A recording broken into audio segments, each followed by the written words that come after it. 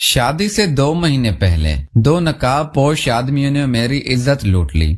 شادی والے دن پتا چلا کہ میں تو حاملہ ہوں۔ جب شادی کی رات شوہر قریب آیا تو سردیوں میں میرے پسینے چھوٹ رہے تھے، اور جب اس نے میرے جسم کو دیکھا تو پھر میں دلہن بن کر کمرے میں پہنچی تو خود سے میرا دل باہر آنے کو کر رہا تھا۔ نکاح سے لے کر آج رخصتی تک مجھے ایک یہی خوف تھا کہ میرا شوہر میری سچائی نہ جان لے۔ سہم سہم کر میرا وقت گزر رہا تھا، اور اب وہ گھڑی آ گئی تھی جب میرا سامنا اپنے شوہر سے ہونا تھا، اور میرا دل بری طرح سے لرز رہا تھا کہ اگر اس نے میری سچائی جان لی تو کیا ہوگا۔ وہ سچائی تو دنیا والے تو ایک طرف میں اپنے گھر والوں سے بھی چھپا گئی تھی۔ دروازہ کھولنے کی آواز پر میرا جسم کپ کپانے لگا۔ میرا شوہر چلتا ہوا میرے پاس آیا اور مجھے دیکھنے لگا۔ مجھے اس کے یوں دیکھنے سے بھی خوف آ رہا تھا۔ میرا شوہر میرے سامنے بیٹھا اور میرا گھونگھٹ الٹ دیا۔ میں اس وقت باقی دلہنوں کی طرح شرمانے کے بجائے خوف سے کپ کپا رہی تھی۔ میرا شوہر میری تعریف کرنے لگا اور میرا دماغ ماؤس ہو رہا تھا، حالانکہ میرے شوہر نے مجھے پہلے بھی دیکھا ہوا تھا۔ ہمارا نکاح شادی سے 3 ماہ پہلے ہی ہو چکا تھا، بس رخصتی 3 ماہ بعد طے پائی گئی تھی۔ نکاح کے وقت میرے دل میں بھی باقی لڑکیوں کی طرح بہت سے ارمان تھے، اور میں شرمائی ہوئی سی سب کی چھیڑ چھاڑ سنتی رہی تھی۔ اپنے شوہر کی میں نے تب بس ایک ہی جھلک دیکھی تھی اور میرا دل دھڑک رہا تھا۔ حالانکہ وہی رہتے تو یقیناً میں بھی آج شرماتے ہوئے دھڑکتے دل سے یہ تعریفیں وصول کر رہی ہوتی، مگر وہ 1.5 ماہ پہلے جو میرے ساتھ حادثہ پیش آیا اس نے میری ہستی ہلا دی تھی۔ میرا دل دنیا سے اور جینے سے ہی اٹھ گیا تھا۔ میں ہر پل خوف کے حصار میں گزارتی آج یہاں پہنچی تھی، اور آج جب میں پورے حق سے ان کے پاس آئی تھی تو خوف سے میرا دل رک رہا تھا۔ میرے شوہر مجھ سے باتیں کر رہے تھے اور مجھے ان کی نظریں عجیب کھوجتی ہوئی سی محسوس ہو رہی تھی۔ باتیں کرتے ہوئے ان کی نظریں میرے وجود پر پڑی تو وہ واضح ٹھکے تھے۔ میں ان کے ٹھٹکنے پر سہم گئی۔ انہوں نے مجھے غور سے دیکھتے ہوئے بہت عجیب سی بات کہہ دی جس نے مجھے پھر سے سولی پر لٹکا دیا تھا۔ مجھے لگا انہیں میرا راز پتہ چل گیا ہے، میری وہ حقیقت جو میں ان سے چھپا رہی تھی۔ شاید وہ جان گئے تھے، مگر مجھے تب حیرت ہوئی جب انہوں نے سر جھٹک دیا اور کہا کہ میں تھک گیا ہوں، اور یقیناً تم بھی تھک گئی ہوگی تو کپڑے بدل کر سو جاؤ۔ مجھے ہدایت دیتی ہی وہ سو گئی تھی اور میں اپنی جگہ ساکت سی بیٹھی رہی۔ عجیب انسان تھا، اس نے مجھے چھوا ہی نہیں۔ مجھے اس بات پہ پریشانی ہو رہی تھی اور میرا دل مزید بھاری ہونے لگا تھا۔ میں کپڑے بدلتے بدلتے سے لیٹ گئی، مگر میرے دماغ میں یہ بات جا رہی تھی کہ پہلی ہی رات میرے شوہر نے مجھے چھونے کے بجائے ادھر ادھر کی باتیں کر کے سونے کا کہہ دیا۔ پوری رات میں اسی پریشانی اور خوف سے سو نہیں پائی تھی۔ اگلے روز ولیمہ تھا اور میں بمشکل اپنے چہرے پر مسکراہٹ سجائے بیٹھی رہی۔ آج بھی میری سب نے بہت تعریف کی، بلا شبہ میں بہت خوبصورت لڑکی تھی۔ پھر شادی کے ہار سنگار نے میرے حسن میں اضافہ بھی کر دیا تھا۔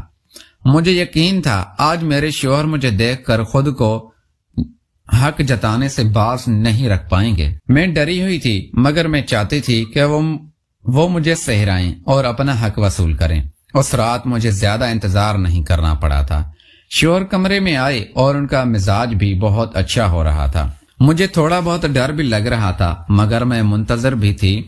لیکن اس وقت مجھے شدید دھچکا لگا جب میرے شوہر نے ولیمے کی رات بھی یہاں وہاں کی باتیں کر کے سونے کو کہا اور خود بھی سو گئے۔ میں صدمے میں گہری بیٹھی تھی۔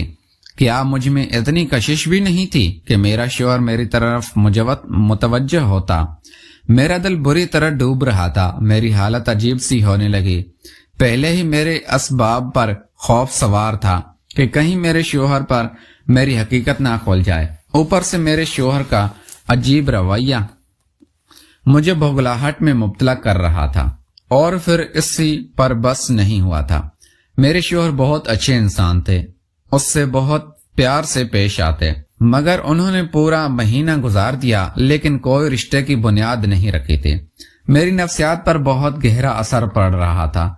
मुझे फिर से अपने साथ हुए हादसे के बुरे ख्वाब रातों को जगाने लगे थे। मेरी हालत दिन ब दिन बिगड़ती जा रही थी। मैं हर वक्त डरी रहती थी।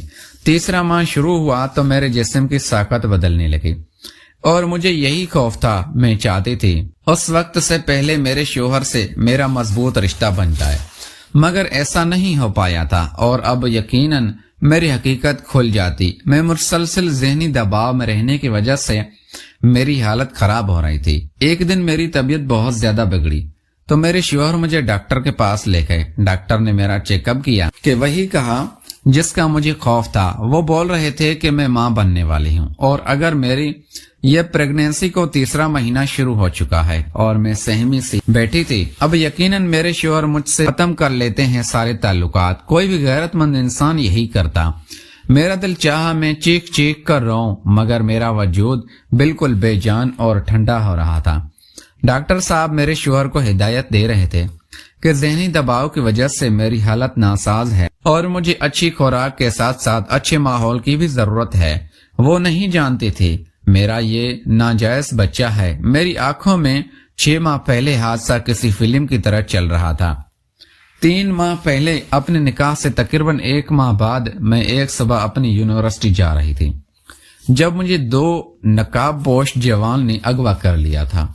मैं उस वक्त एक कदर सुनसान जगह पर थी, इसलिए मेरी चीखो पुकार से भी कोई फायदा नहीं हुआ था और वो लड़के वहीं करीबी किसी जगह ले जाकर मेरी बेबसी का फायदा उठाते ही मेरी इज्जत लूटने लगे थे। मैंने बहुत फरियाद की, मैंने बहुत वास्ते दिए, मगर वो बहरे हो चुके थे। मैं चीख चीख कर रोना चाहती थी मगर मेरी आवाज दबा ली गई थी। मैं कुछ भी नहीं देख पाई थी, ना ही मैं ज्यादा कुछ जानती थी। मुझे बस इतना याद था कि एक लड़का जिसने मेरे साथ ज्यादती की थी, उसके पूरे चेहरे पर अजीब सी शक्ल का साया स्याह मास्क चढ़ा हुआ था और स्याह शर्ट भी। मुझे अजीब सा कुछ लिखा हुआ था। ये सबूत उन्हें बाद में तलाश करने के लिए काफी थे। उस रोज में नीम बेहोश थी। कुछ देर तो वहीं पड़ी रही और मुझे लगा कि मैं मर जाऊंगी। अगर ना मरी तब भी मैं अपनी जान लेना चाहती थी। कुछ दिन बाद इन नकाब पोश लड़कों ने मुझे उसी जगह पर जाकर छोड़ दिया जहां से वो मुझे ले गए थे। प्यारे दोस्तों, अगर आपको हमारी कहानी पसंद आई है तो इस वीडियो को लाइक करके चैनल को लाजमी सब्सक्राइब करें। मिलते हैं अगली वीडियो में। Thanks for watching.